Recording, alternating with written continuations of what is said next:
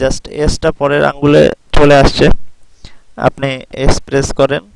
এখন আপনি D press করবেন, মধ্যম হাতে দেখেন ডি চলে আসছে, এবং এফ বাম হাতের তর্জনীতে এফ বাটন আছে সেটা বলে দিচ্ছে। এবং আপনাকে কিবোর্ডের দিকে তাকানোর দরকার নেই, স্ক্রিনের দিকে তাকাবেন, তাহলে বুঝবেন যে কোন আঙ্গুলের নিচে কোন বাটনটা আছে।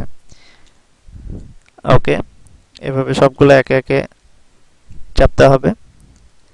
দেন আপনাকে বলছে প্রেস স্পেস টু কন্টিনিউ। যখনই আপনাকে বলছে স্পেস টু কন্টিনিউ, দেখেন আপনার স্পেস বাটনটা গাঢ় নীল হয়ে গেছে।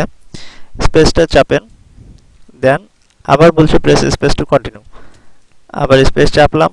এখন এইখানে দেখেন আপনাকে সেশনের জন্য একটা ডিউরেশন দেওয়া হয়েছে, আপনি এর আগে করছেন 94% ইন্টারমিডিয়েট।